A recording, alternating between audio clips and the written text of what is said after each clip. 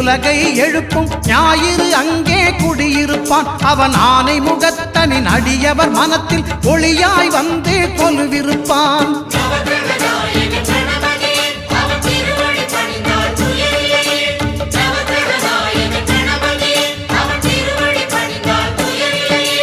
ஒன்பது கோளும் ஒன்றாய் காண அங்கு கற்பகம் என்னும் கடவுளின் மெய்யில்